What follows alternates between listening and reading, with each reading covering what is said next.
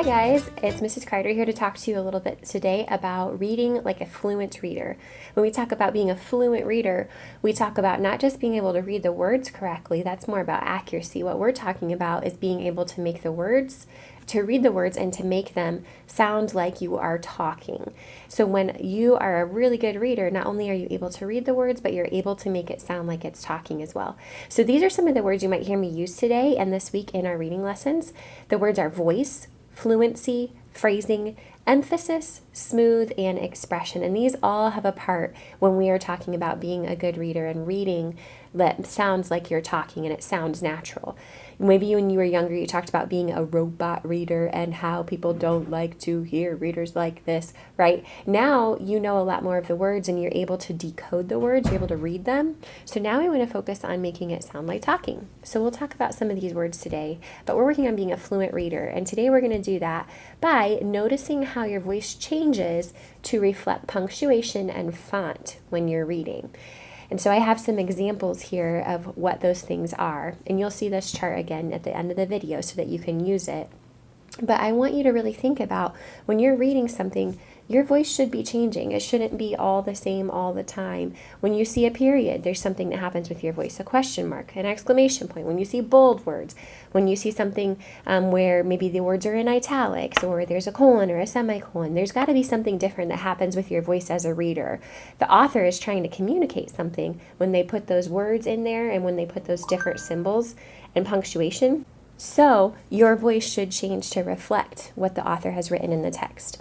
So I want to just kind of read this list to you, and then I want to show you some examples of how you can read fluently. So when you see a period, your voice should go down and come to a full stop.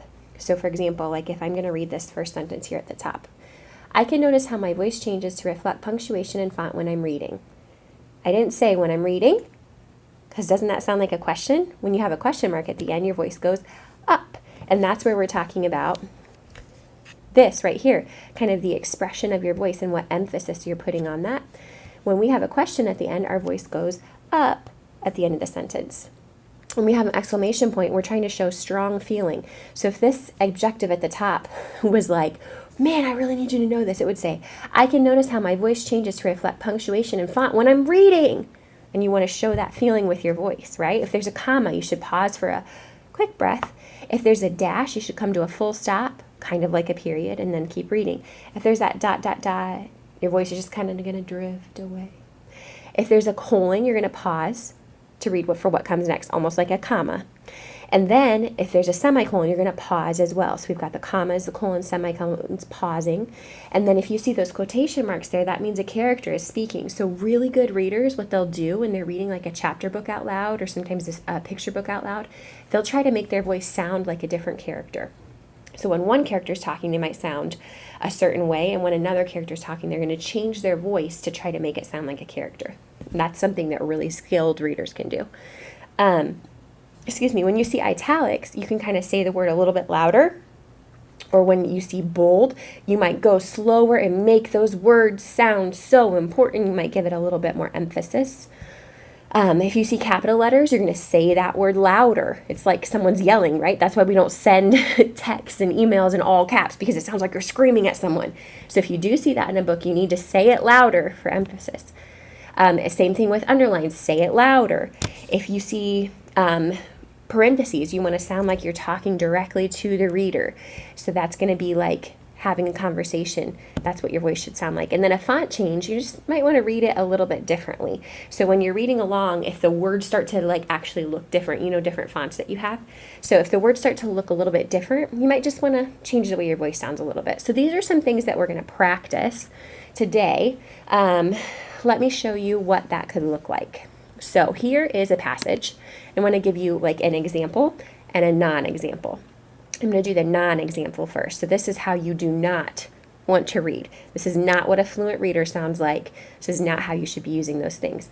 And then I'm going to give you an example of a fluent reading. So, prairie dog town.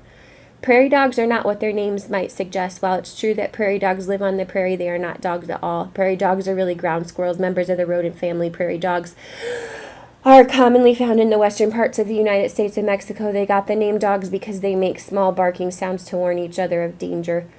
You see how I'm not paying attention to any punctuation. I didn't look at the dogs in parentheses, or I'm sorry, in quotation marks, and say anything different with my voice. Here's what it would sound like for a fluent reader. I'm going to go to the next paragraph. Prairie dogs are social animals that prefer to live in large groups or towns. They are good at digging holes and live in burrows. Prairie dogs search for food in the day and return to their burrows to sleep at night. They mostly eat grass, seeds, leaves, flowers, and fruit. Did you see how I paused after every comma, and at the end my voice went down?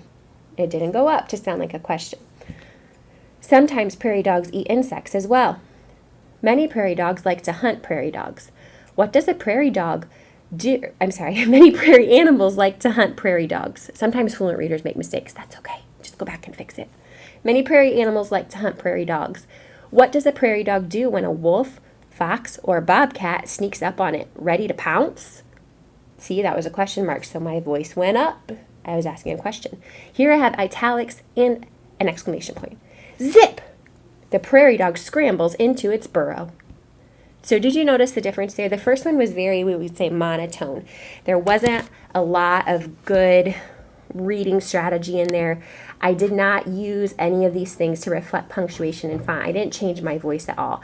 There wasn't a lot of expression. Maybe it was smooth, but my fluency, it just didn't sound good. My voice was very boring. So when we think about being a fluent reader, we want it to be a lot of expression in our voice to sound like there's talking. We're going to notice how our voice changes today to reflect punctuation and font when we are reading.